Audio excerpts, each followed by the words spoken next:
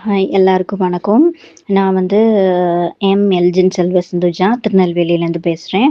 முதலாவது இந்த வந்து மைக்ரோ கிரீன் கிட் வந்து முதல்ல அந்த இதில் பார்க்கும்போது எனக்கு வந்து ஒரு ஐடியா தோணுச்சு. சரி, ஓகே, நம்மளும் இதில் ஜாயின் பண்ணி பார்ப்போம் அப்படின்னு சொல்லிட்டு தான் நான் பார்த்தேன்.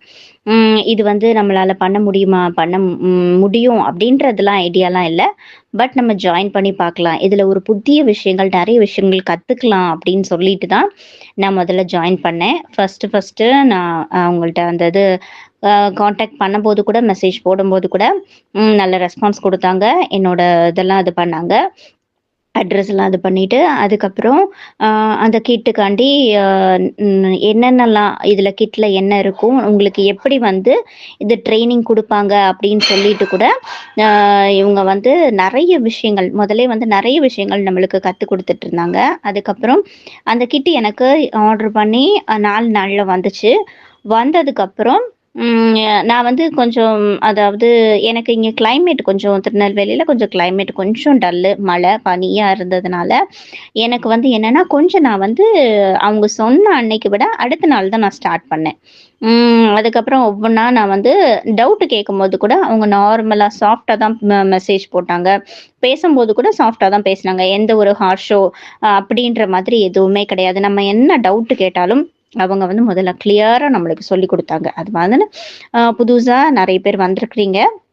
உங்களுக்கும் நான் அட்வைஸ் பண்றது இதுதான்.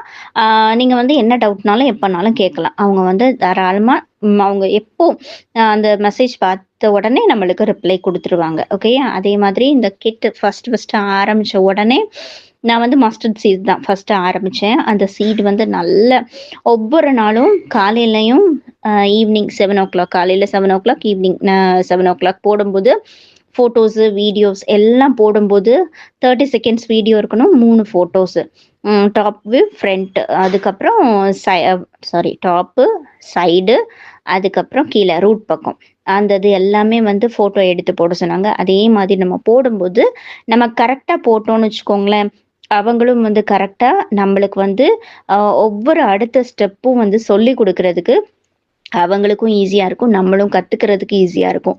அதே மாதிரி ஒவ்வொரு இதுவும் நான் செய்யும்போது கூட, அந்த கிராப்ப கட் பண்ணும்போது, எவ்ளோ கிராம் போடணும், எவ்ளோ கிராம் எடுக்கணுன்றத கூட அவங்க நம்மளுக்கு தெளிவா சொல்லிக் குடுத்தாங்க. அதே மாதிரி ஒவ்வொரு கிராம்ஸ் போடும்போதும், நம்ம வந்து அத விட அதிகமா தான் எடுத்தோம். அது மட்டும் இல்லாம, அது எவ்ளோ ஆ அ அதாவது அவங்க 1 கேஜிக்கு எவ்ளோ அப்படின்னு சொல்லிட்டு கூட போட்டிருந்தாங்க.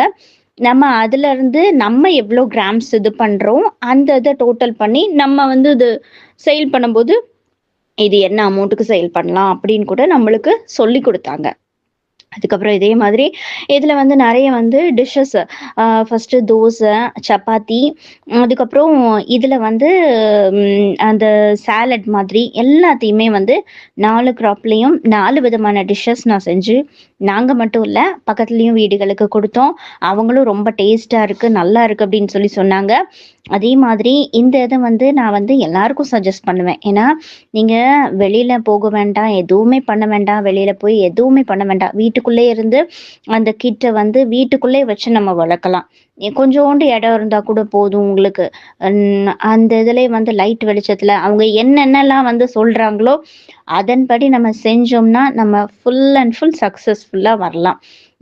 என்னோட அ ஒ என்னோட விஷஸ் எல்லாருக்குமே, நான் வந்து இந்த அளவுக்கு புரிஞ்சு, எனக்கு இந்த அளவுக்கு நான் கத்துக்கிட்டேன்னா, அது இவங்க 2 பேரால மட்டும் தான்.